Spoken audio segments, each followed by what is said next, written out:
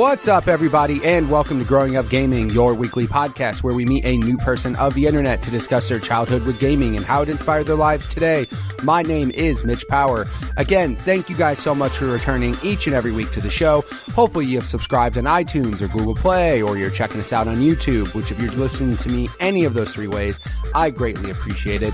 This week on the show, we have our guest. His name is Delvin Cox. I met this gentleman on Twitter through basically every other method. Sean Capri, everybody being on each other's shows.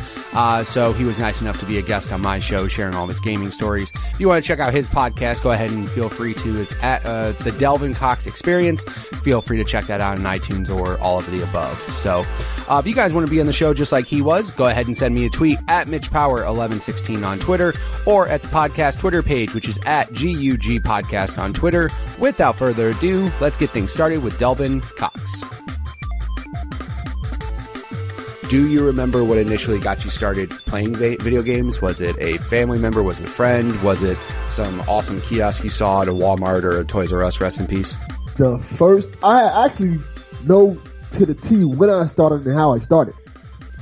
The first video game console I ever played was ColecoVision. Gotcha. When I was a kid, I probably was like 5, 6 years old. My granddad had a ColecoVision like in his dinner area, and the games he had it for his kids and his grandkids to come over there and play. Right. And I remember him hooking it up for me. And the first video game I played was the Smurfs. Wow. How is that on ColecoVision? It's how you would expect it to be. Blue squares that you have to kind of make out like, I think that's a Smurf. I think. Yeah. I'm sure it's one of the 30 colors or whatever they had available. So it's like, we have blue. I guess we got to make it that. That's the Smurf. It was kind of like a Mario ripoff. Okay. But a lot slower. That's the best answer I've ever heard. How was it? How do you think it was? It was probably fucking terrible. Well, when I was like I was 5. So when I was 5, it was amazing. Of course it was. Inspiring. Of course it was. In retrospect, I'm like, that probably wasn't a good game. I don't hear people mentioning Smurfs in their top 10 video games. Oh, you didn't see that IGN list of top 10 Smurfs games in history? Yeah. Like that. Yeah, it was in the top 3. No, I mean, that's, yeah, but again, when you're 5, anything with flashing lights and noise in front of your face is awesome. Like, that's how all kids are. Yeah, and I remember it specifically because when you're 5 and it's the first thing your first experience with video games, it's life-changing in a sense. Yeah. Because like, what is this? This is my TV show on the screen that I can play. Right. And even though it doesn't look like the show. At all. You kind of get the feel for like, oh, this is cool. Yeah, absolutely. Yeah, and so your granddad had that, and it was like, so he had bought that for his kids, but then eventually it just became like the thing in his house to help keep people distracted, pretty much. Like you said, it was in like a room over there, like, that's where that's hooked up if you want to go play it. So it was kind of like that. Was it kind of a thing where every time you went over to their house, that was like, bye guys, and you just went in that room and just played? Pretty much, because, like, keep this caveat, this is 1985, so this is before they had NESs and things like that. So the only system that was probably around was an Atari and ColecoVision. Right. So when that's what you had, that's what you played, and it was the cool thing to do. Because my granddad stayed, I live in Miami, my granddad stayed in Orlando, so every time we'd go to Orlando to visit him, that's the spot where the kids would go hang out at. Like, okay, here's the video game console, let's go sit down and play the Smurfs or some other ColecoVision games that he had. Right.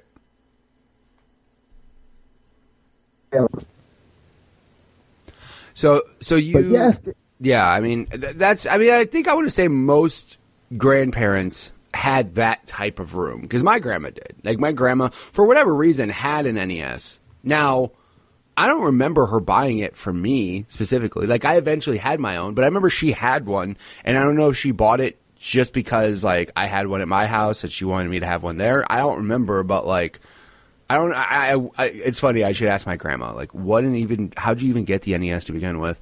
But I don't even remember, like, I have a picture of my dad playing it, which to my life, throughout my entire life, I can never imagine my dad ever playing a video game that I remember.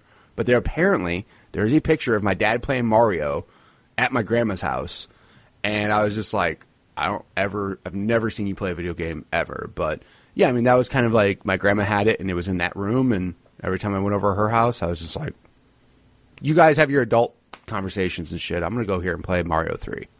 It's an interesting thing that you say that, because as I got older, I vividly remember my dad was obsessed with Tetris on the Game Boy.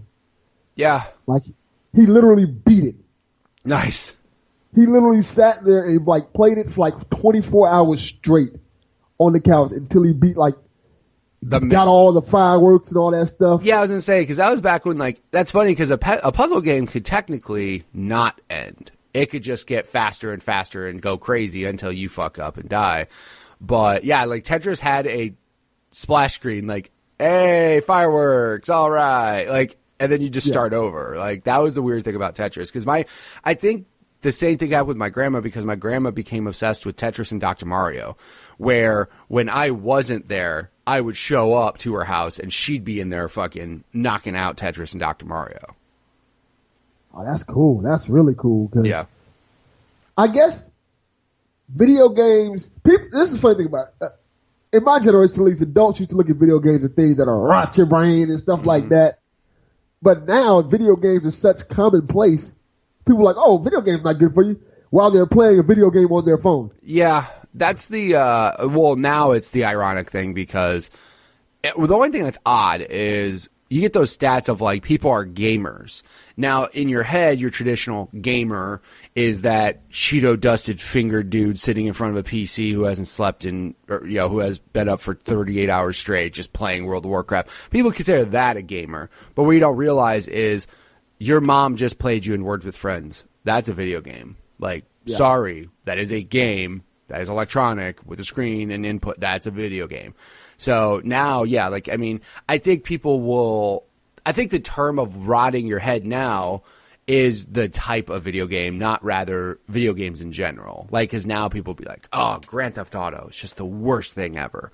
Oh, that's going to rot your brain. That's going to make you kill people. Yeah, exactly. Because 80 million people all of a sudden turned into murderers when Grand Theft Auto got sold, right? Yeah, I'm quite sure Jeffrey Dahmer was playing a lot of Grand Theft Auto when he was eating people. Just all day.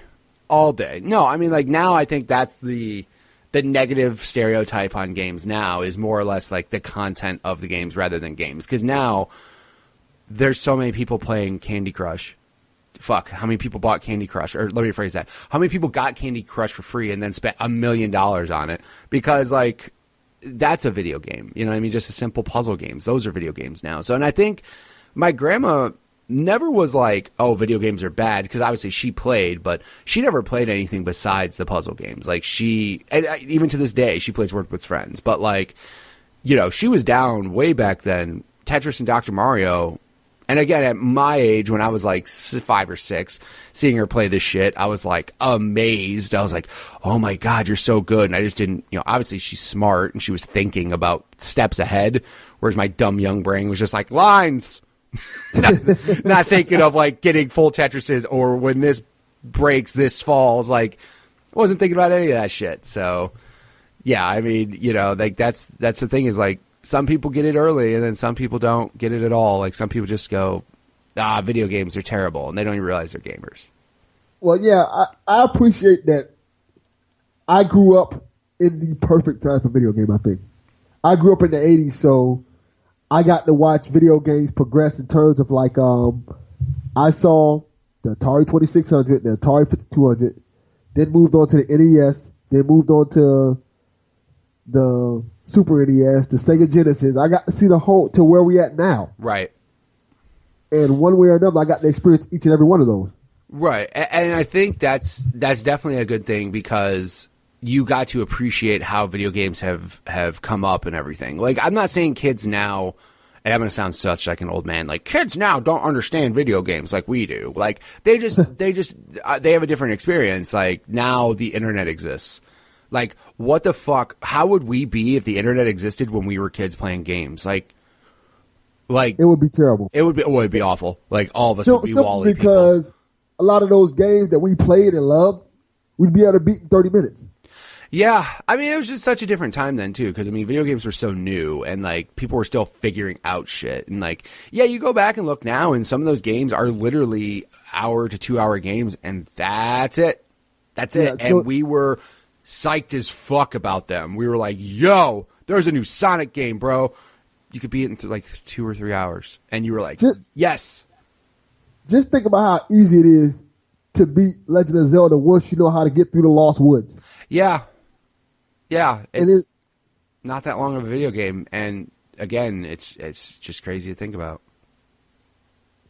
But yeah, man, I appreciate learning that stuff, and not only learning it, but having an opportunity to show my kids, this is where video games come from, and this is where we're at now. That's why when the NES Classic came out, the SNES Classic, I jumped to get it to show them kind of the history of video games, and I kind of get those things to show them, like I said, my first video game console I ever played was a ColecoVision, and then I moved on to an Atari 2600, which is, it feels like it's a step up, but if you compare an Atari 2600 to even an NES.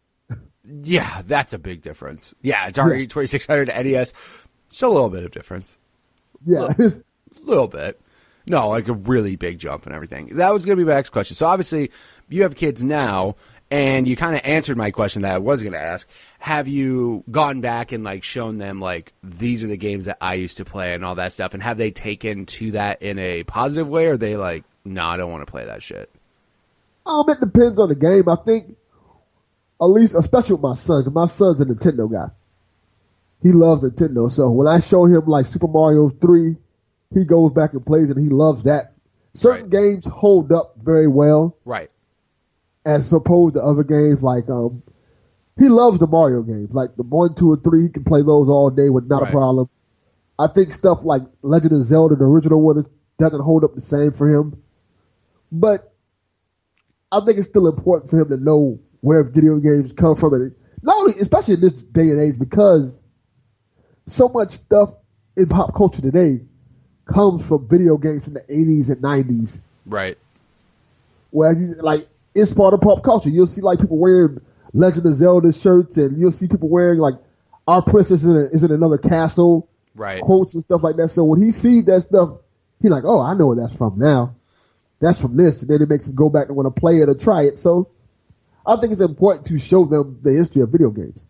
Yeah. I definitely, I'm on the boat where I didn't, like, the one thing I didn't want to do, and I've heard some people say this, and I personally don't agree with it, is some people are like, I'm going to make sure my kids start out playing NES. I'm like, that's a fucking bad idea.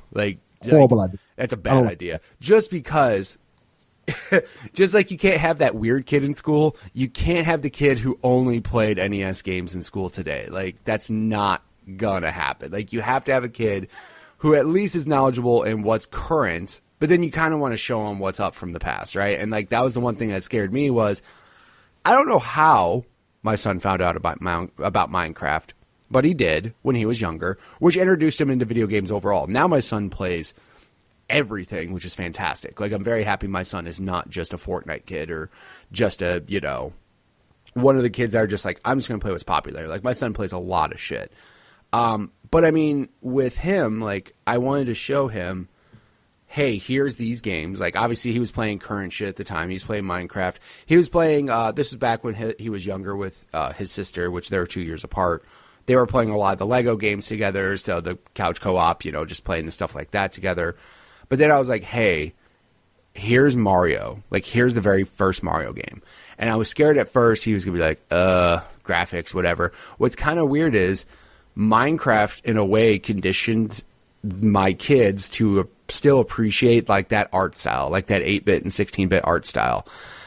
Because otherwise, my son, I was scared that my kids would see older games and immediately dismiss them due to the graphics. Like, that was the scary thing for me, is I didn't want my kids to have that looking at old games and go, that's an old game, or that doesn't look good. Because that was the thing, when we were younger, graphics for games were a big deal because they were getting better and better and better and better. But then when you go backwards, sometimes it's not as good. Like, sometimes people take that as a bad thing. So at least my son, like, when he was playing Minecraft, it was already that 8-bit, 16-bit, look. So I think with like games like the older style Nintendo games and stuff, he was cool. He played Mario World, SNES Mario World, and he was like, Dad, this game is amazing. I'm like, fuck yeah, it is. This game is incredible. Like, it's still incredible. And it's still such a good game. And that's what I'm saying. Now you know that there's certain gameplay or game styles that are good because people go back and try to mimic those games. Like, look at Shovel Knight. They literally went, let's take the best shit from like 4 games from the past and just put them in one. And it's awesome. Like, it's the best. Yeah. It's such a good game. And I think that's why video games kind of work, because you get it's a certain way you can play certain games, especially side scroller games. There's only certain things you can do in it, like a Mega Man or a Mario. Right. It's such a tried and true formula, and it's easy to pick up and understand. Like, Mario, it's a simple concept. Right. Get from the left side of the screen to the far right side of the screen. Right. How you get there is up to you. And it's simple to understand. It's difficult to master. You got your games like your Marios and your Mega Mans that Mega Man's a perfect example of it. Mega Man is a simple concept, but everybody says it's so hard, and there's plenty of people out there who can't get past the first robot in Mega Man. But it's still heck of some fun.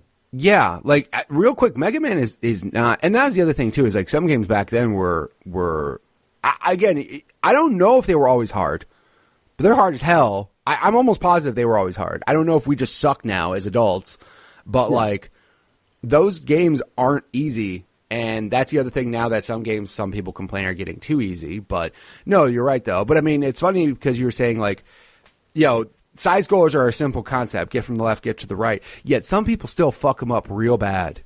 Like, like you can still fuck up a side scroller. Like, I think it's just like, it's so stupid, but how Miyamoto back in the day literally found the perfect jump. Like, it's not floaty. It's not too quick. It's like the perfect jump. And they found just the way to master each of these little things just to make games that still hold up to this day, that people still try to copy until this day. That's still, you could give a guy all day long to try to copy how good Mario is or the success of that game or how good the game is or the mechanics and all that. And yet people can still fuck it up. And it's kind of crazy. But I mean, that was the other thing too, though, is that back then the system limited what kind of game you could have. Like, you couldn't have some big ass Mass Effect style game on NES. Like, it just couldn't happen due to the limitations of the system. So there were a lot of side scrollers, like a lot of them. That was a lot of games I had as a kid. It's just a ton of side scrolling games. And a lot of them was not good. A lot of them were not good, right? And some of the ones that people think were good, go back and play. They're not good. Sorry. Yeah, but that's what I find interesting about that. There's some that are really not good, but then there are some that are just amazing. Yeah, and they're still amazing to this day. That says a lot. Yeah, like to think like back then with the limitations they had made literally games that people cannot fucking touch with a stick now. Like, that's crazy. Like, people have all the horsepower in the world. People have all the tools in the world. People have all these things to make games now and make them insane and make them fucking crazy and beautiful and all this shit. And then yet sometimes you still play a game and you're just like, it doesn't feel right. Like, it just doesn't, I don't know, there's something about it. Yeah. Yet you go back on those games that had way more restrictions, way less options to make a video game. Dude, if you told somebody back in 1990, how do you make a video game? They'd be like, I don't fucking know. Like, what are you talking about? Like, what do you mean, how do you make a video game? Go find somebody that does.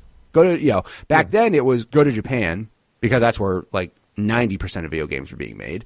But I mean, now people can download Unity and make their own video game. Like, I know people that fuck around and make their own video games now, but there's still something special to like having the right mix of everything, having the right, and it's, I, to be honest, do not ask me how, because I don't have a fucking creative bone in my body to be able to do it. I have no idea.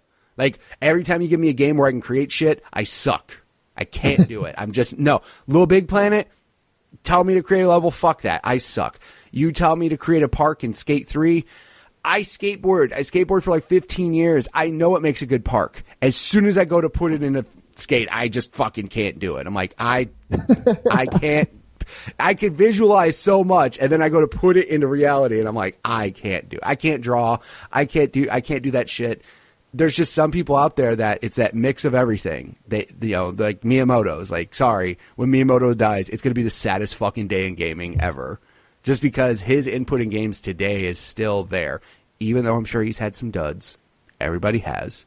Yeah. But like, dude, he still has that little touch in the games, and they just end up being really fucking good for some reason. I don't get it. So let me ask you this, since you mentioned that. In terms of video games, who do you think is the most influential game creator that you could think of, that for you at least?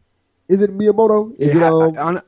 I honestly think he is, period. I mean, you could say other people, right? Like, you could say Todd Howard because of him, what he's done with Bethesda and how he's, he helped bring these games to life and show Skyrim and Fallout and all that stuff. You could say Miyamoto. You could say any of the heads at Kojima. You could say any of the heads at Blizzard for Diablo and World of Warcraft. Like, you could say a ton of people. The whole thing is, though, is that Miyamoto has literally been there to create one of the greatest video games ever in the 80s. Like, he's been there forever. Like, some of these people you are talking to now would not be here if it was not for that one guy. So It's like, he is literally the most, in my opinion, the most influential one. Even though now, like, he's not as hands-on with games, right? He's more of like an overseer, like, but I mean, look at the games he's helping overlook. Mario Odyssey, Breath of the Wild. Like, he's got his hands in all this shit that still ends up being really good. Now, I'm not saying like it's really good because of him, but I mean, if you think back, like, if he didn't create Mario, how far would gaming have gone? Because gaming died and shit in the 80s, like after the video game crash and all that shit happened. E.T. fucking E.T. Which I had, by the way. I had that game. Poor man, they fucking lied. I thought it was everybody. Good. Of course you did, because you were a kid and you didn't have any good opinions. Like, I was like 7 years old. I thought that game was awesome. Yeah, and then you go back. Yeah. Yeah, I mean, again, like, that's what I tell people. Everybody all the time goes, man, I had this game when I was a kid and it was great. Please go back and play it again and tell me if you think it's great again. Because you have an adult brain now and you go, fuck, that's terrible. Sorry. It's like not good. But no, I honestly, Miyamoto literally, if we didn't have Mario, how many people played Mario and were inspired to play video games and create video games after that? Like, it's just, I mean, and like Kojima is, I would say, like Miyamoto overall, Kojima as far as storytelling in video games. Because I don't think without him doing Metal Gear and how cinematic it was and all that shit, we would have some of the games that we have now. Because Metal Gear Solid on PlayStation is fucking phenomenal. It is such a good game. Even though, again, a funny thing, go back and look at that original PlayStation version and you're like, graphics, like fucking square faces, no mouths moved, just heads moved when they talked and shit. But again, it was just the story and the characters. Like, I really didn't like, I'm not gonna say I didn't like gaming stories then, but I never had a gaming story catch me like that did. I was like, fuck, this is crazy. And again, like, not just story, but characters, gameplay, the crazy shit he started doing where he was fucking with the control ports for Psycho Mantis, where you had to look at the back of the CD case to get Meryl's code for the codec. Like, just that next level thinking shit, I think he has a big, deal of.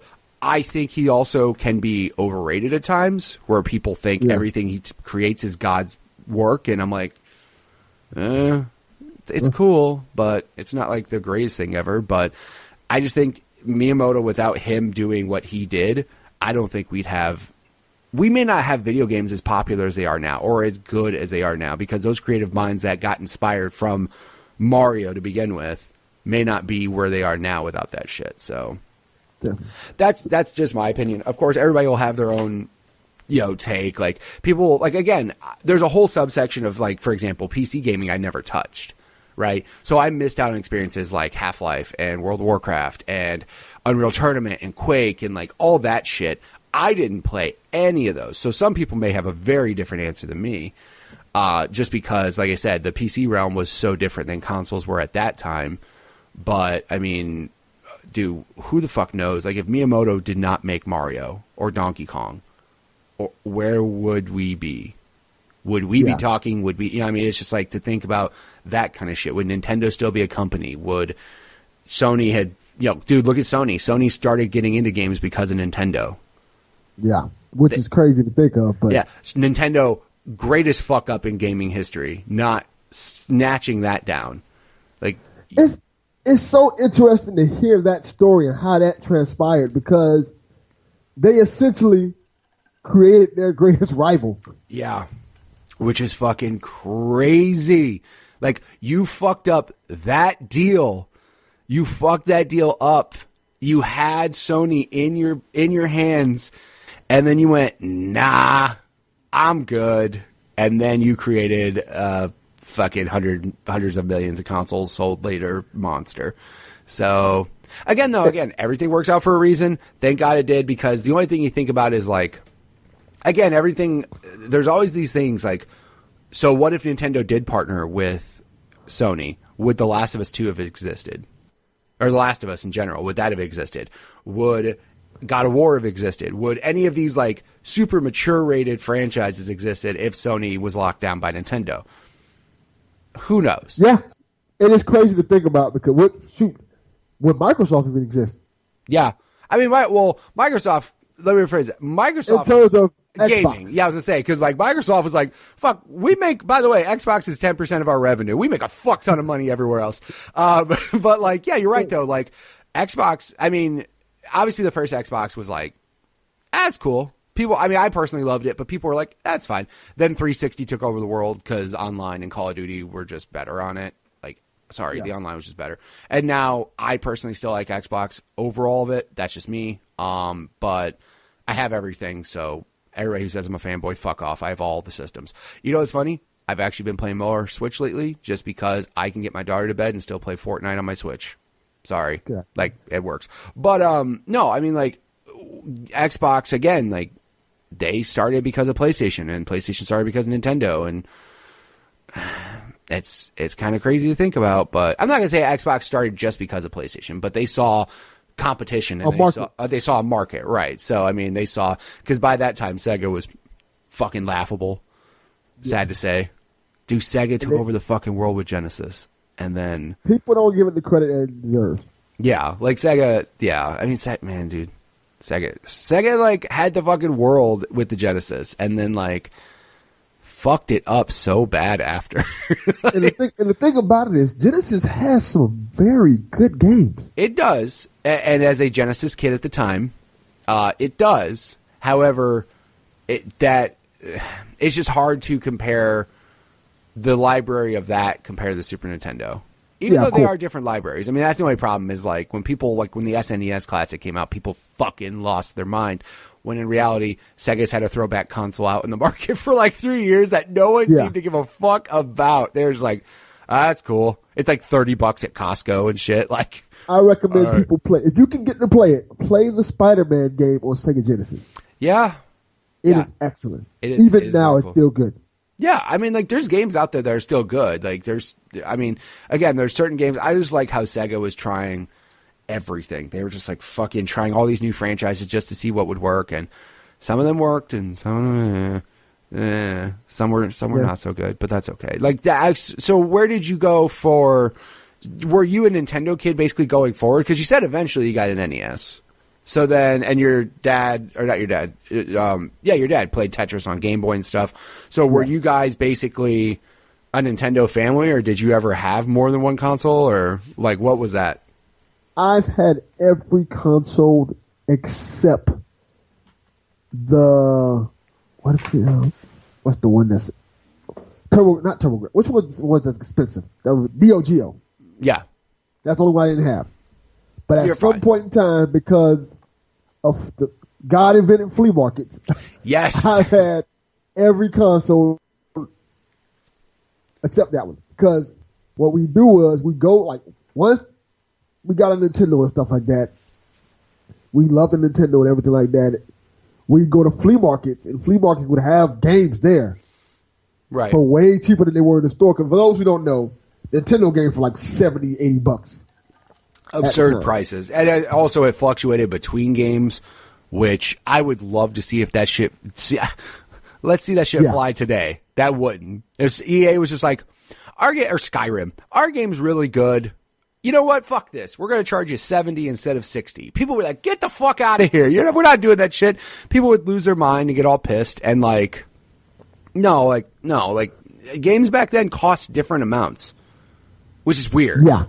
And they were absurd amounts. There were some games that were like almost $100. Right. And so flea market was the thing to do. You go to the flea market, you go down the little aisles, you find either an old Atari 2600 or old NES when the Super Nintendo came out. You find NES consoles for half the price they were in stores and things like that. And you go kind of dumpster dive and you find games. And I did that for the most part till PlayStation 1 came out. So a lot of stuff I got to play because people didn't know the value of it at flea markets. Like, I got to play the Atari Jaguar. Oh shit! I think I found it at a flea market for $20. Right. With Bruce Lee game. Yeah, like it's weird to think about because I mean that's something that it's sad, but it's also great because when people don't understand how good, like how let me rephrase that. When they don't understand the value of a game, that's where it gets kind of crazy. You're just like, man, like you're really selling this and you have no fucking clue how expensive this shit really is. You feel bad at the same time, but also they're happy and you're happy. I guess I'll just buy this game for cheaper than you want to offer to sell for. And then the thing about it too is people at that time looked at video games like toys. Right. So you'd go out there and, once people, now it's different. But back then, if you buy a toy, once you use it, it's junk now. You can throw it away. People kind of discard it and sell it for like pennies on the dollar. Yeah, exactly. Cheap. So they would treat consoles the same way. So a lot of times I would get consoles that were still good. Oh, we have this Sega Genesis that we done used for a while. We're selling it for $30 because we're cleaning out our attic. And we just got our kid an N64 or whatever it is. Right. So you find stuff like that all the time. Right. Because people didn't really know, okay, maybe we should hold on to these things. Now, nowadays, that's absurd. You're not finding like actual old school consoles for cheap prices, like $10, $20. What's funny is I was literally going to just say that because I will go, the flea market now is now your OfferUp apps and your Facebook marketplace because now that's where everybody goes to sell their shit. And what's funny is like now people are over exaggerating the price of some of this shit because like I saw it because people just don't understand that technology is how toys were back then. Like I'm sorry, but a year or 2-year-old phone cannot be sold for $800 anymore. It fucking can't. Like, you just can't. Because now for $800 you can buy a phone that's twice as fast and has twice as better camera and blah, blah, blah, blah, whatever.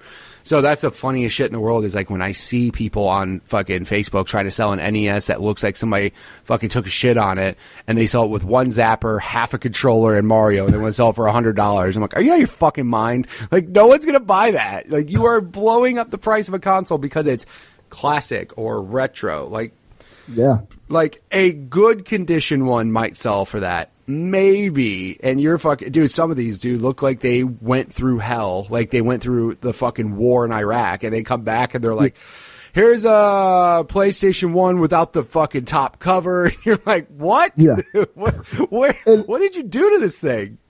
And the worst thing about it is those NES consoles are the worst to try to get to play. Because you have to like blow in the cartridge, push it down. It may cut on, it may not cut on. Nah. Dip the whole thing in rubbing alcohol. Like take the whole fucking console and just dip it in alcohol and let it set for 24 hours. Like, you have to disinfect it. Like, yeah, they're absolutely the worst.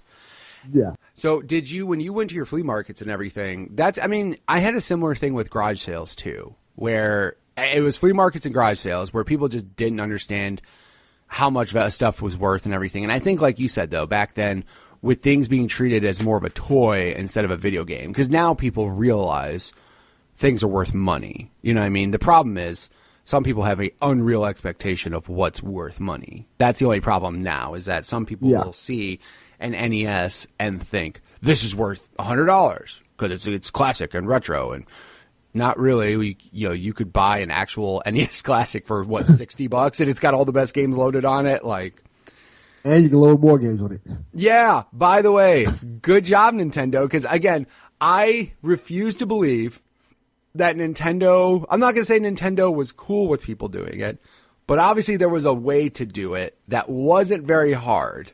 And I like how very Nintendo... simple. Yeah, it's very simple. And I love how Nintendo just kind of goes...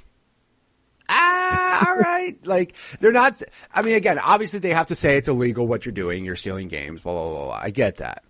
But at the same time, they're not really, even the new version that just came out, I don't think is different. Like the new ones that because they stopped producing the NES Classic and then they just started reproducing them. It's the same thing. It's the same fucking thing. They didn't patch it out. They didn't do shit to try to circumvent or prevent it. Nothing. They're just like, fuck it, keep doing it if you want to. That, by the way, that is the reason why I think the PlayStation, the PSP, that's the only reason I think that sold as well as it did, because you could hack the fuck out of it and emulate it up, down, left, and right. Now, the only thing I'll say is that Sony tried to patch it to where you couldn't. So they tried. But every time there was a patch that came out, shortly thereafter, it was like right back where you were allowed to just emulate the shit out of it. Like, that thing sold so many consoles. And it had to be because of that. Yeah, it definitely did. And I think it helped the system a lot. I don't think so. Whether Sony wants to admit it or not, because the system was the way it was, people freaking bought it like crazy. Yeah.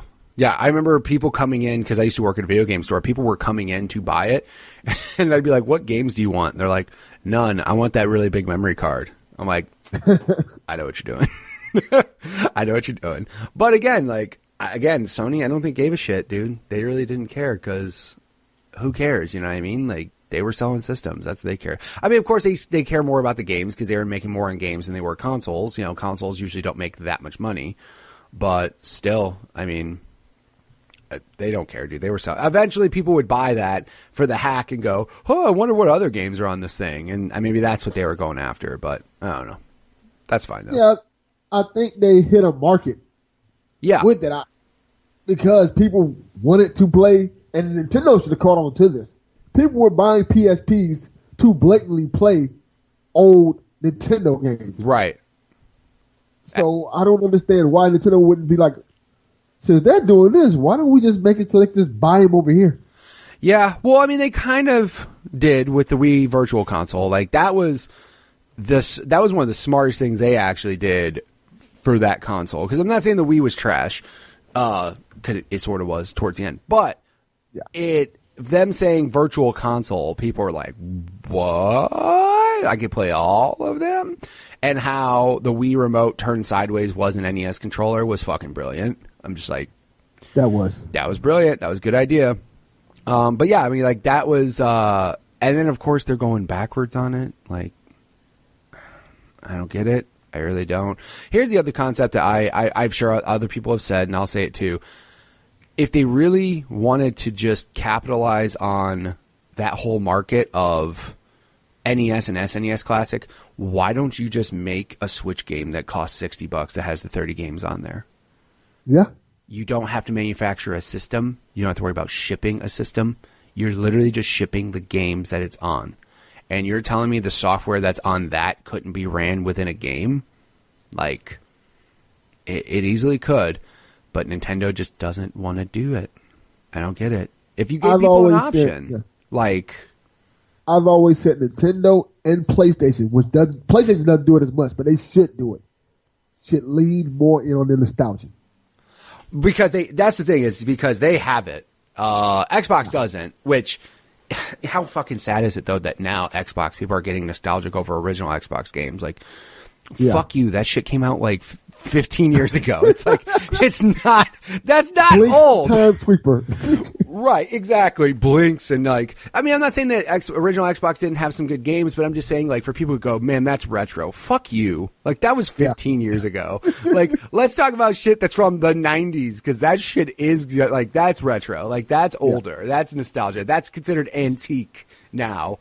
The fuck out of here with Xbox as being retro and antique. Like, that pisses me off. Again, maybe it's just because I'm old now, and I'm like, oh no, I'm old. Everything's getting old. You know, now everything's an antique that I liked. But no, I mean, like, Nintendo could sell the NES Classic combo games for $60, the same price they manufacture the console for and all that shit. People have already bought a Switch. You could sell just the games for $60. Do the same. Don't do this. Like, just do the same shit. Don't make it online. Don't fucking do any of that shit. People already bought your Switch. People already spent $300 on the better of your things that you make. Make them pay $60 instead of buying the console and hooking it up and having those bullshit ass short cords for the controllers. Like, just give it to them on the Switch and they would make, again, I think Nintendo is in this weird spot of not liking money and just doing their own thing. Cause they don't give a fuck. Like, they will, like, their limited edition shit is the most limited edition shit I've ever seen. Like, when they make an amiibo, they make, like, my brother-in-law said the term eBay exclusive, which I thought was the funniest shit ever. Cause it's like, that's a very good point. That shit's eBay exclusive real fast. Cause it's like, you could buy them, but then they're not going to make anymore. And then you have to go on eBay and spend 500 times more than what the shit originally cost. Whereas, hey, Nintendo, like, when they stopped manufacturing the NES Classic, I was like, the fuck is wrong with you people? Like, yeah, I thought it was going to be a thing that was just going to consistently go on. Right. You know when you stop making it? When people stop fucking buying it. That's when you stop making it. Like, just pump them out until they stop making, like, till people stop buying them. That's the only problem with Microsoft is they're the exact opposite, where they will overmake the fuck out of some limited edition shit. And then, like, they end up sitting on a shelf until they clearance them out for, like, way cheaper than the original people who bought them for. Like, that's like the opposite of what Nintendo does. Nintendo will make 7 of them and go, hope you fucking people pre-ordered it at 3 a.m. on a Tuesday, because unless you did, you're not going to get one. Like, that's the only thing. Like, Nintendo, you like money, don't you? Like, just...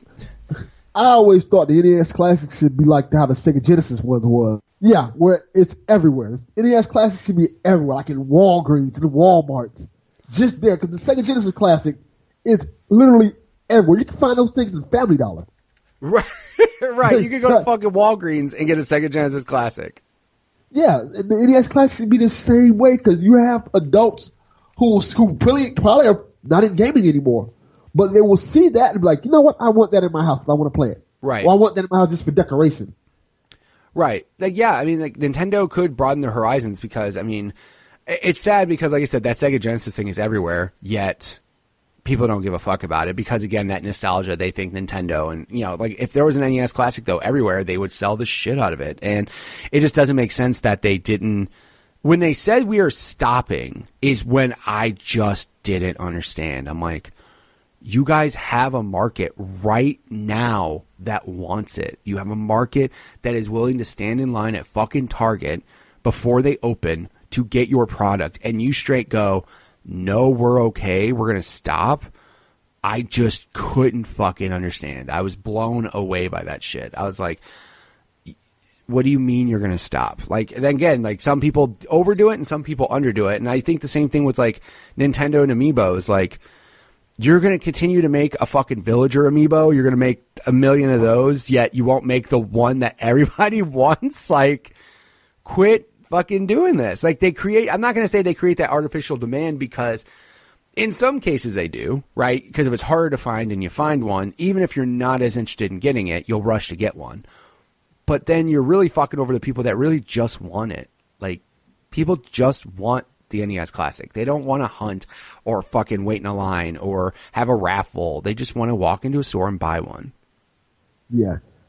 How many Tom Nook amiibos did they make? A fucking billion, apparently, because every time I go to a store, it's Tom Nook, it's Villager, it's Ness, which is fucking crazy because again, I know Ness isn't as popular as a character, but like, Ness amiibos are fucking everywhere. And yet, no, Tom Nook, all day, dude. All day is all I see. Definitely. What's sad is, like, I go into Best Buy now and, like, in the Switch section, or in, the Wii U section, Switch, Nintendo area, there used to be, like, a dedicated section for amiibos. I went in there the other day and there wasn't anymore. And I was like, where are all your amiibos at? They're like, oh, they're over here. And they're in, like, some, like, weird area now. But, like, now it just seems like that. Again, I personally never fell for that shit. I was like, in my head, I just thought, it's a trap. You're going to fucking get one. and you're going to want to get a bunch more. So I never went down that road. But no, I mean, all those people that got fucking suckered into buying all of them, no thank you. I'm good. My son was heavy into amiibos. It was crazy. He was like on eBay looking for them. Hey, Dad, can we buy this? Like, that shit is $500. You lost your mind? It's limited. Yeah, it's limited YouTube. You want a roof over your head, or you want a fucking amiibo? Exactly. Like, my son, for the most part, he got some of them just because he thought they were cool. He's not like, I'm going to get, and he, by the way, he opened them. He's not one of those fucking people that's like keeping them in packages. He's like, no, I'm fucking playing with these.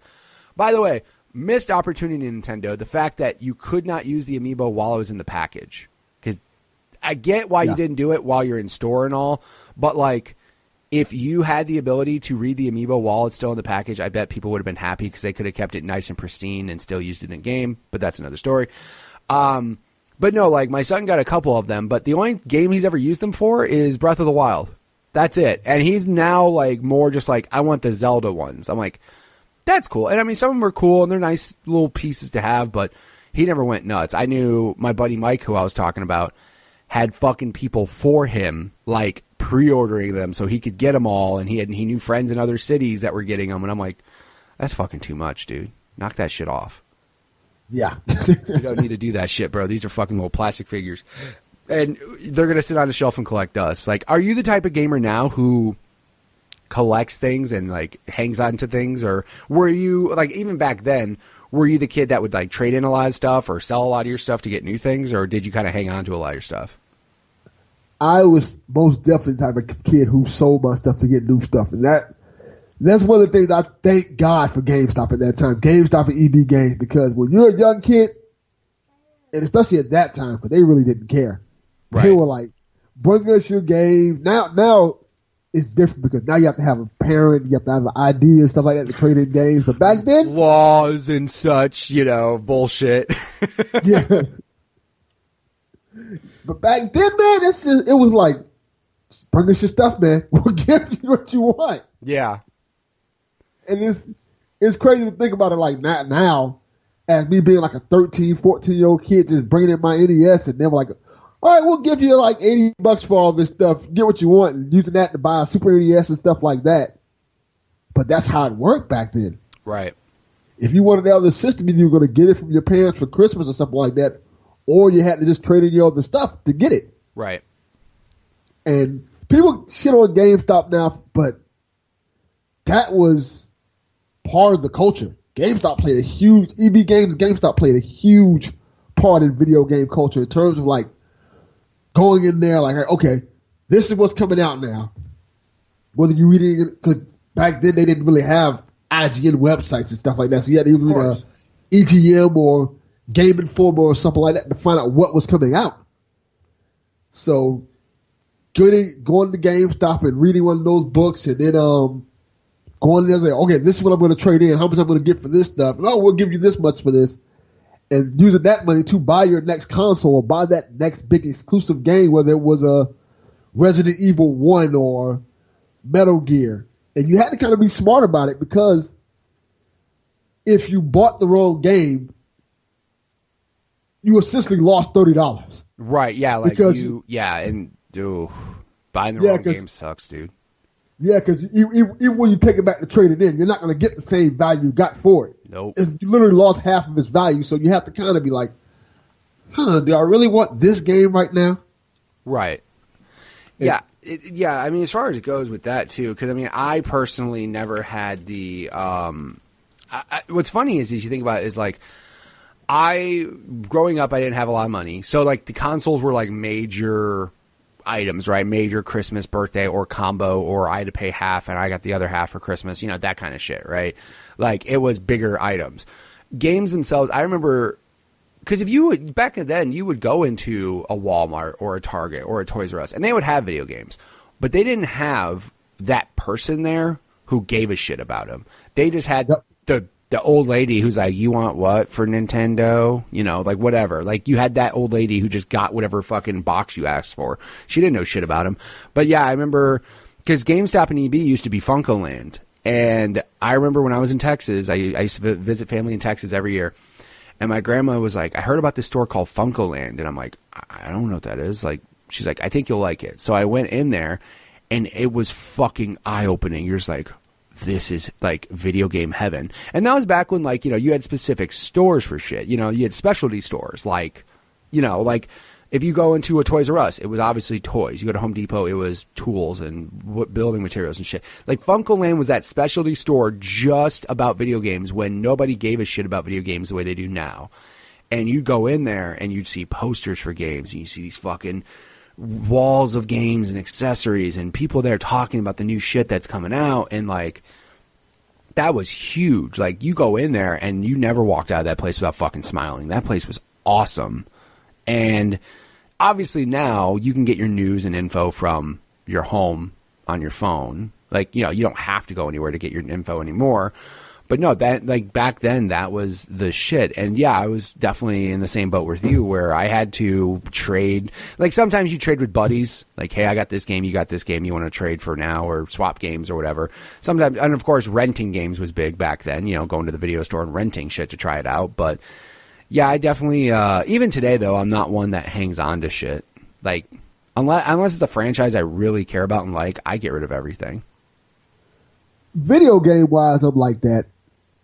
Comic book wise and stuff like that, I'm complete opposite.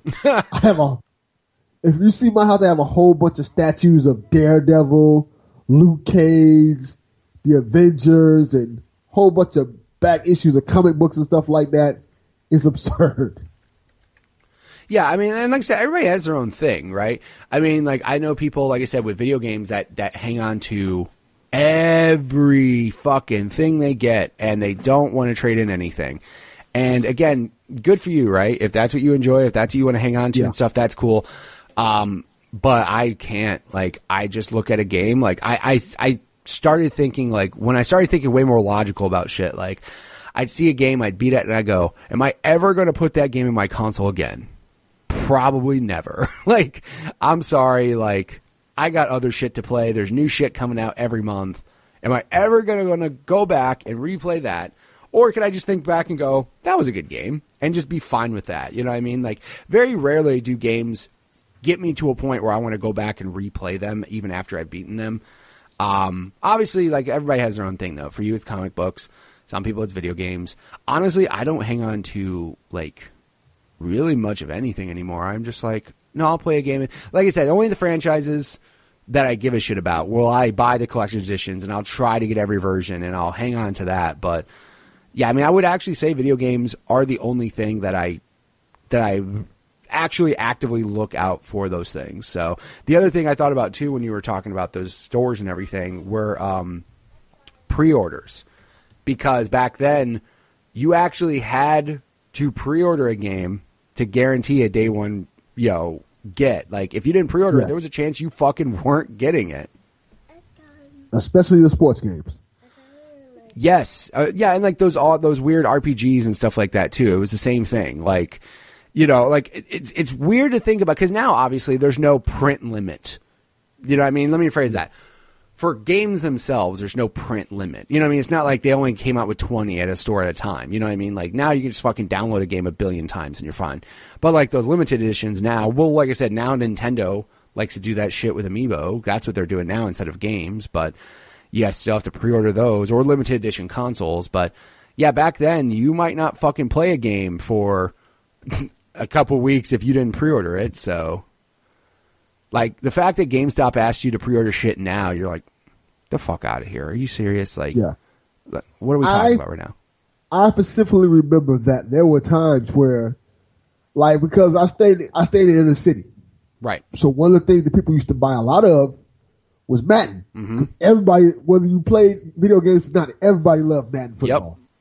Yep. And if you didn't pre-order Madden football for PS2, yeah, it was PS2, PS1 time. Right. You wasn't getting Madden football that first week. Yeah. Point blank. Absolutely. That's how it was. It was, well, you didn't pre-order it. We're not going to get another shipment until next week, so you just are left out in the cold. Unless you start calling up every fucking Walmart or Target or whatever, trying to see if anybody's got it. Like, that's a killer, man, because now getting a game. And I remember working at the game store, like, there were games. People come in and be like, you got this game? Nope. Fresh out. fucking should have pre-ordered it, stupid. Like that's sorry, that's what you should have done. Huge thing. Yeah, now, I mean, the funny thing is now is the only thing they want you to pre-order things for is for an incentive of, like, money, which is fine. Like, at Best Buy, it's like, if you pre-order this, you get a $10 gift certificate. Like, well, yeah, I'll do that. That's not a problem and everything. Yeah, I think pre-order, now I use pre-order in terms of a way like, all right, I usually digitally pre-order games now because I'll be like, all right, I know this game's coming. I know this is a game I want. So let me just pay it off now so I don't have to worry about it when it comes out. That's how I kind of look at it now. Well, right. But I mean, also, too, now with digital games, I mean, you could pre-order games digitally and just don't even have to leave your fucking house to get them now. Because, like, back then, midnight launches were the shit because you get it. But then now, like, it's so funny because, like, there was a point in time when midnight launches died in a way, and I think it happened when games needed patches. Like, when games required day one patches is when the midnight launch fucking just disappeared. Like, I worked at Best Buy for a good amount of time, and midnight launches then were still a big fucking thing. Like, a Call of Duty or a Madden midnight launch was fucking chaos. Like, there were tons of people there. Now you go to, like, a midnight launch for a game, and it's depressing. Like, it's really fucking sad because, number one, you could buy the game and just download it, and as soon as midnight launches, you have it, so you're fine there. And then the other thing is that by the time you get home, if you get the midnight launch, you go get the game, you pull it in, you have to install it, and then you have to get the patches. So either way, it's just the allure of being there at midnight and getting it right away is dead, or can just be done easier by pre-ordering digitally. Yeah, I think the only thing I go for midnight launches for now is for consoles. The last one I went to was for the Switch, and that was great. Yeah, midnight launches for consoles, that's definitely something different. Like, just because that's something, like, that was, you're right, that was the last big midnight launch I went to, because I went to the one for the Xbox One X, and that was the last, like, because that's definitely the thing you can't just stay home. I mean, technically you can stay home and get it if you go through Amazon, but, you know, I love how Amazon for a while there, certain games, they were actually delivering that late for people, which is insane to think about. But no, like, yeah, you go for a console, that's completely different. Like, that's where that hype comes back. That, like, fuck yeah, this is new. We're going to be playing this first. Like, we're going to be the first people at home to have this shit. Like, that's where that hype comes back. But no, with games, that fucking shit's it. Just don't even bother stores. Like, it's really sad. Now, like, unless the store has, the last time I went to a store that had a really good midnight launch, was actually Madden. So I went to Best Buy, except for it was funny. I went there to buy Tomb Raider, not Madden. So I went in there and everybody's all like fucking weird. And I like football and all, but I'm just like the sports games. I'm like, it's okay. But I'm not a big fan of them. So everybody's there. Everybody's wearing their fucking football jerseys. Everybody's all pumped for Madden. And I walk up in the line. I'm like, can I get Tomb Raider? They're like, what the fuck are you here for? I'm like, to buy Tomb Raider because Tomb Raider is really good. So can I get that instead? But I've had that happen a couple times. Same thing. I think it was Fallout, and one of the Gears of War like remakes came out on the same day or something. And everybody was in there for Fallout, and I'm like, can I get Gears of War? Like, that's the only time that it combos up is like if you have a couple games that launch same day, then your midnight launch can be really good. Dude, the greatest day in video games, I still say, is Assassin's Creed Origins, Wolfenstein 2, and Mario Odyssey. Are you fucking kidding me? All three of those came out on the same day.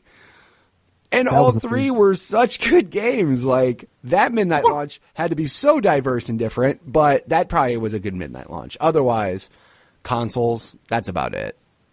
That's the only thing that would bring people out for midnight launches now. So obviously, you mentioned how between flea markets and all this stuff, you pretty much had all the consoles. Did you also, too, I didn't even ask this, did you have any siblings to play games with, like brothers or sisters or anything?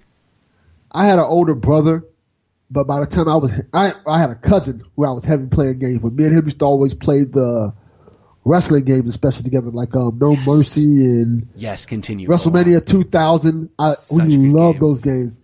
We'd sit there and play those games all day long. I think our favorite one off the top of my head is I want to say it was WCW World Tour. Yep. For N64, where It's the one that had the NWO and it had Goldberg. Yep.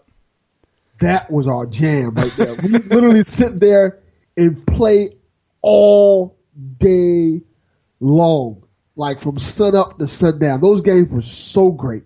And for some reason, it didn't matter how many times you hit somebody with a spear, you wanted to do it over and over again because it just felt so good. Like, there's just those wrestling games. And of course, at that time, if you weren't into wrestling, you didn't get it. But if you were into wrestling, it was the greatest fucking thing in your life. Like, it was the best. And that was the time where I realized there was just a different class of video games, because the N64 wrestling games were phenomenal. The PlayStation wrestling games were trash. Like, they just weren't good. And I never understood. I was so bummed because I had a PlayStation and I had WWF Attitude and Warzone, which are, simply put, hunks of shit. They're just not good. Again, they were cool at the time, but I'm not kidding you. That is they're worse than any nostalgic game you can think of. Because back then, you were just happy to play a Stone Cold and stun people all day long. Like, that's all that made you happy. And then you go back and look at those games and you're like, wow, why did I think this was good? It's just not good. But those N64 wrestling games, far superior. Far superior. Amazing. And then, like, N64 had the 4 players and, like, oh. We do all these mock wrestling events and we create Halloween Havoc and stuff and play with NWO. It was so awesome. I wish they made those type of games. Well, one, I wish they made WCW video games again, but that's not happening. But I wish they made wrestling video games like that again. Well, I think, I'm not kidding you, I want to say there was one game that came out recently that had that style of wrestling game. Because, like, now, obviously, you have your WWE 2K series, which, I'm sorry, but, like, the wrestling games now, to me, feel worse than sports games as far as how recycled they are. Yeah, it's the same game every year. So it is literally the very same game. And it's getting to the point now where, like at least Madden upgraded their engine, you know, like their graphics engine and the physics engine. Like, they upgraded shit over the years. Like, granted, Madden for the longest time was the exact same game, right? It had a couple things here. I love how Madden at least took risks with shit. Like, remember the one year, I think it was 2005, they had the quarterback vision. Do you remember that? Yeah, that shit? was pretty cool. It was cool. And then the next year, that shit was gone. There were certain things they would try that stuck, and then, like, certain things they didn't. But at least Madden each year was at least trying something different. And then, you know, something stuck around, like, dude, hit stick, greatest shit in the world. I'm sorry. When you play Madden and you hit stick some motherfucker and they go unconscious and the football goes flying 10 yards the opposite direction, you're like, this is the greatest thing ever. Like, this is so good. But dude, those WWE games now, like the newer ones, just, maybe it's just because I'm not paying attention to them. They're not as fun. They're not as fun, but they also just don't seem to want to try to make the game better. Like, there was some article I read on, I want to say it was IGN, that talked about the engine for the wrestling games is the same one they've been using since PS2. Wow. Like, they haven't upgraded the engine. They've only made it look prettier. And that's it, which is depressing.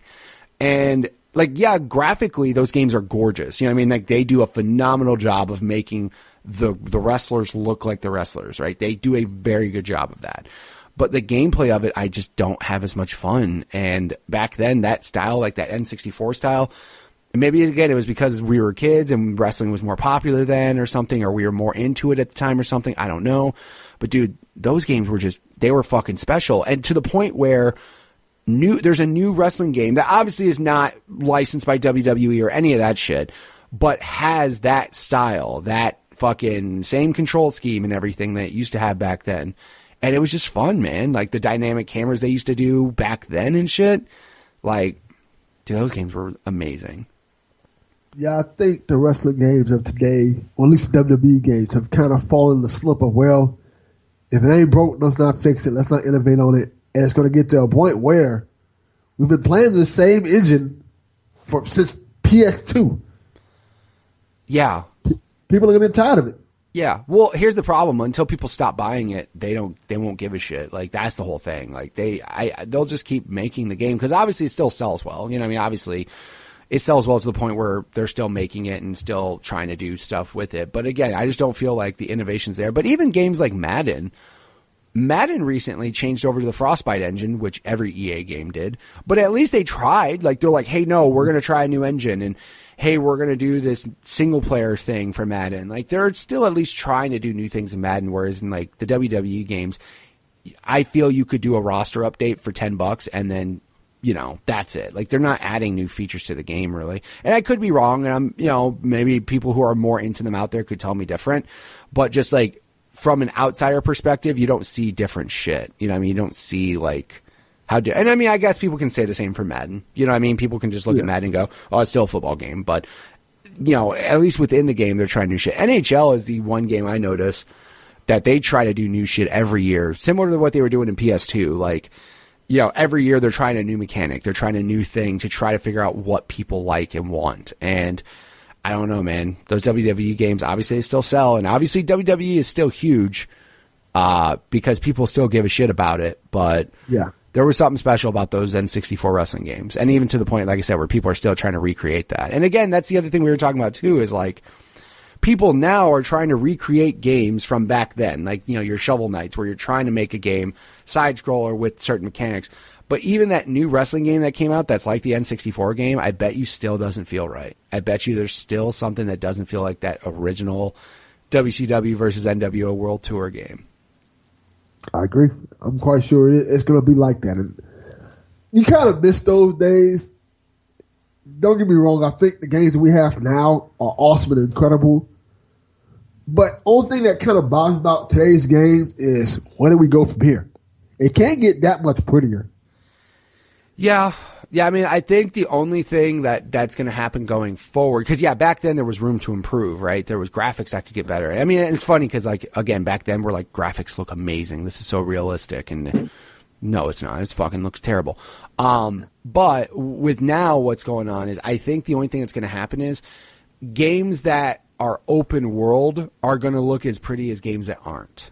I think that's the only thing that's going to happen. Like, games are just going to get bigger, which I don't necessarily think is necessarily a good thing, because to me, with all the time, I don't have much time to play games anymore. So to tell me, like, example, Fallout 76. Fallout 4 was cool.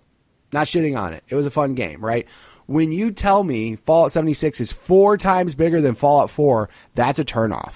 I'm like, fuck that. I don't have time for that. Like, I do not have time to put into 4 times bigger than Fallout 4, which I put already 80 hours into or whatever. I'm like, that doesn't sound fun to me. So I think, dude, I think now it's just the fact that, like, you're just going to start getting more and more experiences that are more detailed and in-depth, but just bigger. Like, if there was a game like Grand Theft Auto, the scope and size of an open world where every door you could open, like every building had stuff in it. I think that's all that's going to happen now. Otherwise, yeah, you're right, though. Games look fucking pretty, and I don't think they're going to get much better than what they look now. Yeah, even now. You can look at some of the great PS3 games and be like, and look at a PS4 game that's great. You're like, oh, they kind of look similar. Yeah, like Colin Moriarty said that, like, that was the big thing when he started saying, he goes, none of these games, I think this was when the systems first came out, he's like, none of the games that are on PS4 right now couldn't have happened on PS3. They just wouldn't look as pretty. And I'm like, you're fucking completely right. Like, all the games that you're talking about could have happened. They just wouldn't look as good. And some of the games did happen on both. Like, the thing that blows my mind is Watch Dogs was on PS3. Shadow of Mordor was on PS3. What else? Wolfenstein, The New Order was on PS3. Like, Metal Gear 5. Metal Gear 5 was, holy shit, Metal Gear 5 was on PS3. Oh my God. Like, and it ran good. Yeah, and that's what, like, oh, holy shit, I forgot all about Metal Gear was on PS3. Metal Gear 5.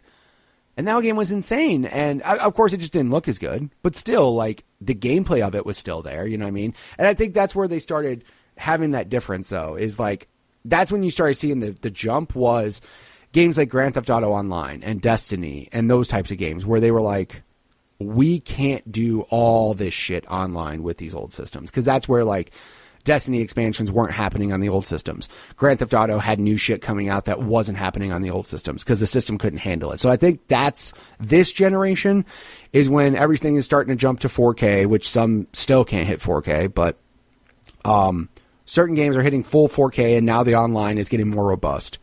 But otherwise, you know what I mean? Like, look at a game, like, I'm trying to think of any, look at Cuphead. Cuphead could have happened on 360 and PS3. Yeah. And it would look almost the same. It would, which, by the way, that game's gorgeous. It's gorgeous in different ways, but that game is phenomenal. But no, like, there's just games out there that you think about, like, Far Cry 5 could have happened on 360 and PS. And, oh, yeah, Far Cry 4 came out, I believe, on 360. Like, yeah. Far Cry 5 could have happened on 360. It might not have looked as good, but it could have happened. Like, there's nothing preventing it to. You know, it's on Xbox One X, it's 4K.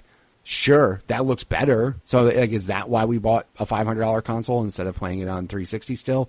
Granted, like, the 360 PS3 life cycle lasted way too fucking long, though. Like, it lasted like 8 years or 9 years or something, dude. It's insane. They're still making shit. Well, here's what's really funny. I bring this up. Just Dance 2018 came out for the Wii. Yeah. That's the thing. What the now, granted, there's not that many technological advancements in the Just Dance series. You know what I mean? Like, you just put new songs to it. But still, like, certain games. Still selling. Still sell. Yeah. Obviously, Ubisoft still sees a market. Dude, they put that shit on Wii and Wii U, and I was like, huh? What the fuck? Yeah, I think if I'm correct, FIFA was still coming out on PS2 for a while. Oh yeah, dude. Like, no, the FIFA games. I looked it up the other day. Oh fuck, I'm gonna blank out. Pro Evolution Soccer came out on PS2 like 2 years ago. I'm not fucking kidding you. Like, oh no, here it is. Pro Evolution Soccer 2014, 4 years ago, came out on PS2. Yeah, that sounds about right, because people are still buying it enough where it's a profit. Yeah, like that's, and again, like the thing is also the FIFA and those soccer games, just based off of like economical status all over the world, is where you're going to see games still being made, like soccer games being made for all those older systems.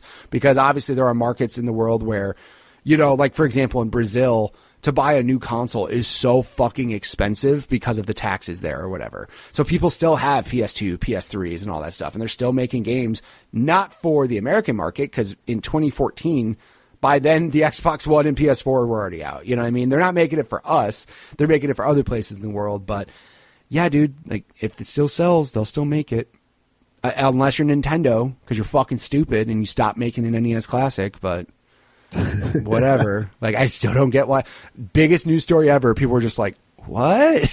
What are you talking? And then eventually they show up. They're like, we're going to bring it back later. They're like, why don't you just make it now? Why we got to wait like a year? I walked into a Target the other day and saw one, and I was like, huh, look at that. And I sent my friend a message like, is this thing still this popular to where I should buy one right now? And he's like, no, not really. I'm like, okay, that's fine. We don't need one. So, as far as it goes now, so obviously your gaming habits now, you went through the gamut of pretty much all the consoles. Like, so did you ever get into a point in time where like you didn't play games as much, or have you always been into games since the beginning? I've pretty much always been into games since the beginning. Only thing that pretty much stopped me from playing a game is probably just work and family. But otherwise, that I've always played stuff, and I've always went back to stuff. Like, for Christ's sakes, at one point I had a Sega CD. Oh my God. Now, question though, those are, so like, were you the type that would go back after like a system would come out and go like, okay, I'm going to buy this and play the shit I missed? Is that kind of what you did? No, I just kind of like, it's one of those things where older me finding a Sega CD in a flea market and finding a 32X at a flea market, like, I wanted to play these things. It wasn't like they were old to the point where they wasn't, because when I found the Sega CD, it was pretty much over for the Sega CD, but Sega was still a thing. Right. So it was probably just past its prime. Like, it was probably like after it was done, it was at the flea market for dirt cheap because people were like, well, this thing's dead. Something new's out. But Sega was obviously still a thing. Yeah, it was, I want to say it was like around the time when Saturn came out. Right. Which, by the way, that wasn't a too long of a time period. Yeah, it wasn't too. Between Sega CD and Saturn, that shit was real fast. Yeah, it wasn't that much of a difference. So when I found it, I found the Sega CD. I want to say I found the Sega CD and the 32X within a month of each other for like $20-$30 a piece. Right. And yeah, I still have my other consoles, but the fact that I can find these things dirt cheap. Oh, let me try Sewer Shark. Yeah, let me try all these random Sega CD games. And I particularly remember it was a Scottie Pippen game they had on there that was so absurd and so stupid. Well, because you know why? Because they had Jordan versus Bird. You know, because Scottie Pippen. Yeah. So let's get this. I feel so bad for Scottie Pippen because everybody's going to think about Jordan first, then Pippen second. So Pippen gets like a second-rate basketball game of his own. Like, we already had Jordan versus Bird. Let's give Scottie Pippen a game. What's it going to go on? Fucking Sega CD. Sega CD, where it's not even really a basketball game. It's like, it's a full motion video where you have this guy in front of you who's supposed to be guarding you, and at the right time you got to press the button to go past him to shoot a shot. But you're not shooting. You're just literally pressing left or right. Oh my God. Or up. Poor Scottie And it gives Pippen. you a video, whatever. Yeah. Dude, imagine the meeting that was pitched in. Scotty, we got this great idea for a basketball game. Here's the thing, though. You don't shoot. The fuck you mean you don't shoot? And then they ask it, well, here's your royalty check. All right, I'll shut the fuck up. Go ahead and put that out. Do you have 30 minutes of time to do this video? The video's not going to show good. Do you have 30 minutes? Can you spare 30 minutes for this check right here? Yeah, just to shoot this video of you playing basketball against the camera, because that's essentially what it is. Oh, my God. Scotty, could you pretend like you're actually playing basketball? How much is the check? All right, yeah, I can do that. You got me for 32 minutes. That's the fucking most I got. And then I got to go win world championships with real basketball teams.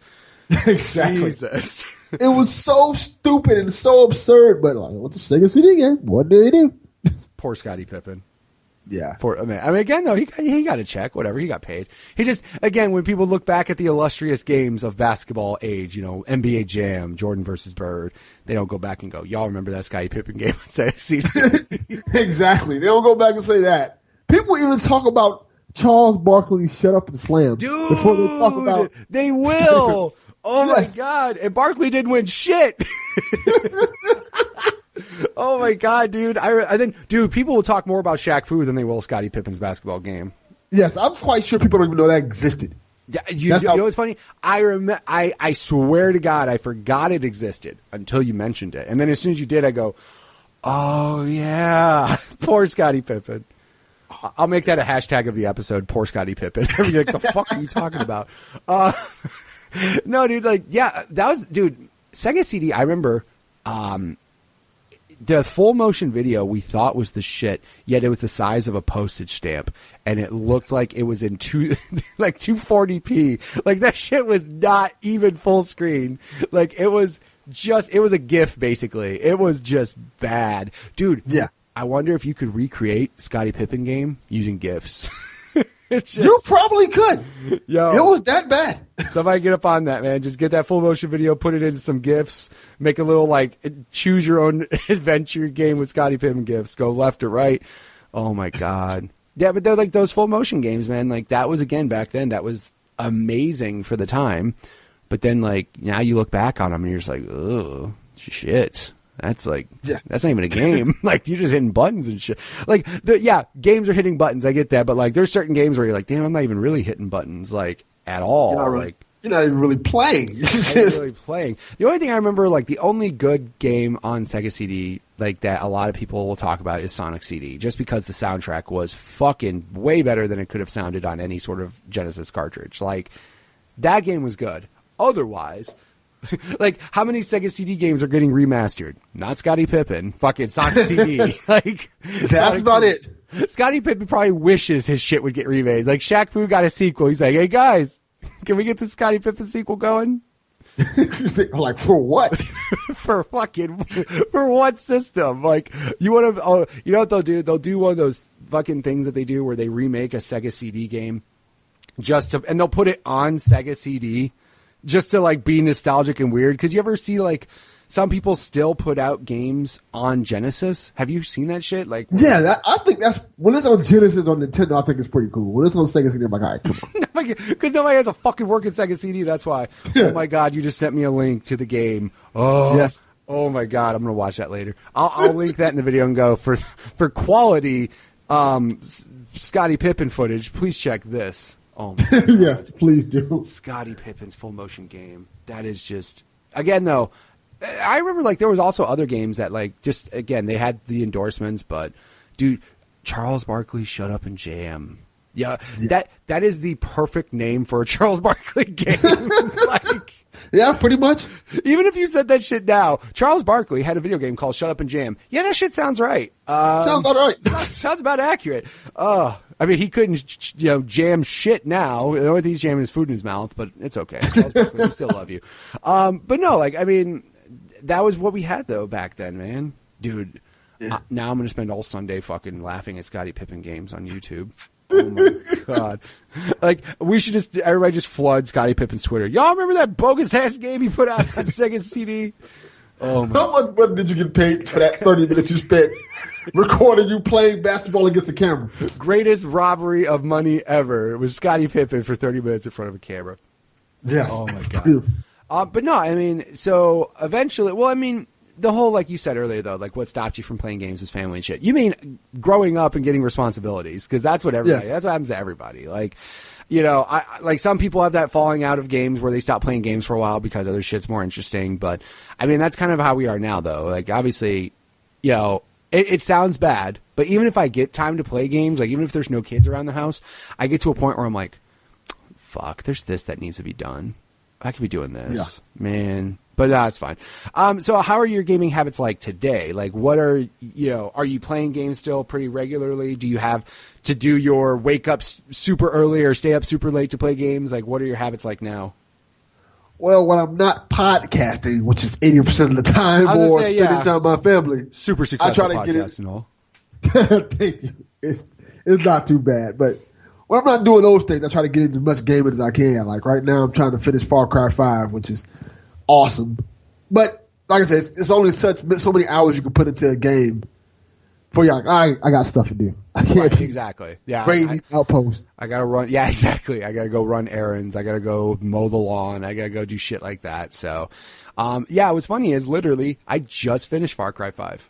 I had, it was one of those games that I got, and then like God of War came out, and then other shit just started coming out, and I was just like, got put on the back burner.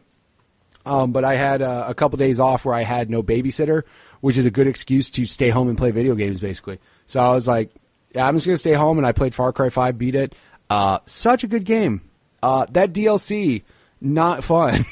Like, not good. Like, just, I got the gold pass because I was like interested that Far Cry was like, the DLC was not the story. It was like, here's one story that's involving Vietnam. Here's one story that's involving Mars. Here's one story that involves zombies. So it's like these side stories. So I was like, that's really cool. The only problem is Far Cry 5's gameplay and story were so fun that I wanted more of that by the time I was done. I was like, fuck, I would like to see a side story of this character in this game more related to this story instead of random shit in Vietnam out of nowhere. Like, yeah, I pretty much heard the ending of the game, and it's fucking crazy. Dark. It's a pretty dark game. I don't see why they didn't do DLC on the ending of the game. I don't want to spoil it, but from what I've heard, that sounds like something that you would want to do DLC on.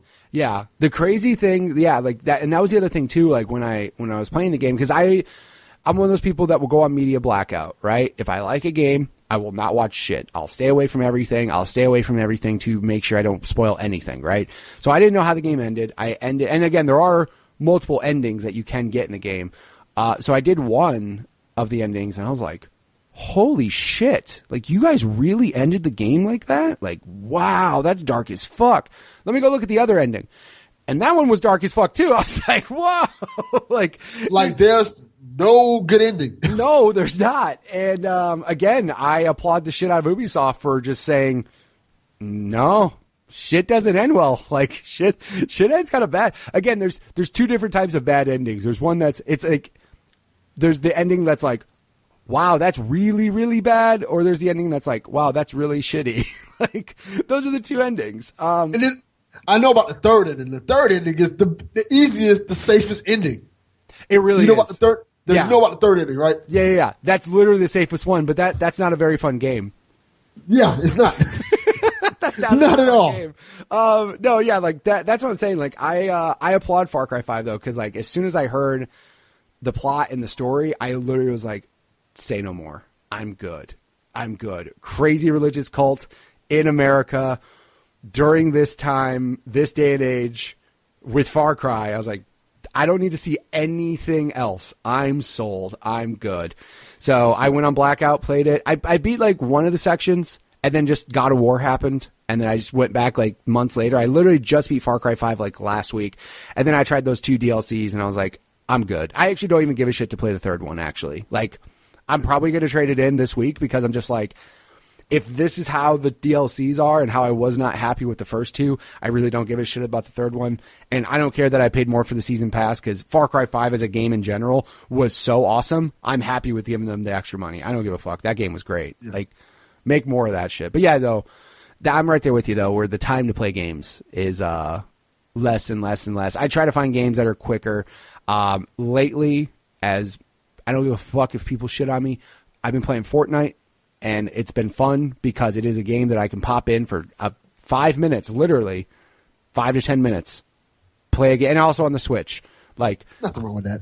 I play it. Well, like, it's funny is because like I literally everybody's like, oh, Fortnite, everybody, all these kids play it, whatever. And I'm not one of those people that will like shit on a game just because kids are playing it, because obviously kids are playing it, and it might be a kid's game, but also you play it and you go, you can find something that you find fun in it, but. I saw my niece playing it on the iPad, and I was just like, well, I'm never playing fucking games on that thing, because no, you don't fucking play video games on an iPad. But I was like, no, let me just try it. I downloaded it. I'm like, yeah, this is fun. But then, hearing like character progress carries over to the other systems, except for PlayStation. You guys fucked that up. And then, again, I just played it, and I'm like, this isn't terrible. It's fun. It's 5 minutes. When I'm trying to get my daughter to sleep, I could play like 2 games and get some gaming in at least once a day. So, yeah, I can, that's the Switch, dude. For a while there, I've only used the Switch for like your Nintendo games. Obviously your Marios, your Zeldas, Mario Odyssey, Mario Kart, Smash is coming out. What else do I have? Splatoon for the kids. But yeah, dude, Fortnite, it's free. It literally costs you $0 and you can play for like 5 minutes and it's just stupid fun. Whatever. Who gives a shit? Yeah. I hate, like, and Luke Lore, on Twitter had said this in a tweet the other day, and it makes complete sense. You don't have to be one way or the other. You don't have to be Overwatch or Paladins. You don't have to be PUBG or Fortnite. You don't have to be Call of Duty or Battlefield. You could just fucking play all of them and enjoy all of them. Like, there's really not a problem with that. And I kind of was in a way, and the only problem is, unfortunately, my son is starting to get that way. He plays PUBG, and he's just like, Fortnite looks like a kid's game. I'm like, oh, you're a fucking kid. You're 12. Yeah. What are you talking about right now? Like, what are you saying? You're 12 years old. You are a kid. But no, I mean, everybody play games. Everybody play what you like. And try new shit. Who cares if it's a kid's game? You might enjoy it. I did. Yeah, definitely. And definitely play Far Cry 5. That shit's real good. Like, it's a really good game. Yeah, I think the whole East Coast, West Coast, which console's better right. beef kind of closes us off from enjoying stuff. It 100% does. Yeah, that summed it up perfect. East Coast, West Coast battle. Yeah. Yeah. Because, again, though, like, you get those people that are just straight, like, fuck Xbox. And I'm like, I get it. You like PlayStation. There's nothing wrong with liking PlayStation. But there are experiences that are on Xbox you're not going to get on PlayStation that you're really going to miss out on. And it's the same thing the other way around. Like, I personally have all the systems. I personally prefer my Xbox, but I have a PS4 because if I didn't, how the fuck could I have enjoyed Horizon or God of War? Like, how could I have, like, those games are amazing. They're really good games. Horizon surprised the shit out of me how much I love that game. And to be closed-minded and not have it and not enjoy it, like, would be stupid. I'd be denying myself a good experience. So yeah, games on Xbox like State of Decay and Cuphead. So many great Xbox games that you are just missing out on because you want to be closed-minded. Oh, Xbox sucks. But there's a lot of great games on Xbox. Yeah. Also, if you want to deny shit like Game Pass, like you're fucking stupid. Like Game Pass is dumb. Are you out of your mind?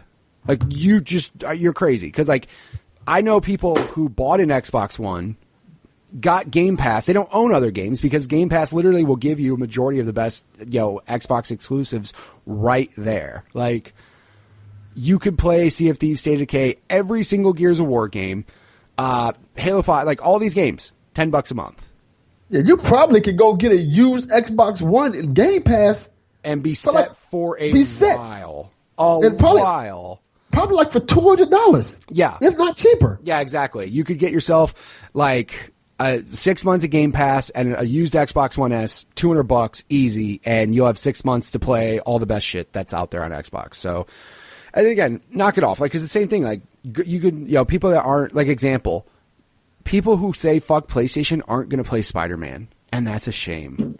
Yeah. Like, that's a fucking shame because Spider-Man looks incredible. And to deny yourself that because what? It's on a PlayStation instead of an Xbox, you're gonna say fuck that? Knock it off, people. Quit dividing things. We need to be united as one with everything. Knock this shit off. Just like your friend with the political podcast. Knock that shit off. Don't do that. Like, just stay away. Just have something that makes people happy. We could all be happy with video games. That's what we need to do. Start doing more of that shit. Definitely. Well, if people wanted to check you out on your super successful podcast that you have and all that jazz, where would they go? Shoot, the podcast, the Delvin Cox Experience is iTunes, Stitcher, anywhere you want to get podcasts at. It's the Delvin Cox Experience. Every Thursday at 9 a.m. it drops religiously. That's what it is. That's what it's going to be. And until probably the day I die, that's when it's going to drop. Do you have it on Spotify? Not yet. That's okay. Good. I just wanted to make sure I wasn't the only asshole that didn't have it on Spotify. Spotify is like, if you get your podcast on Spotify, it's like, oh my, like you're fancy.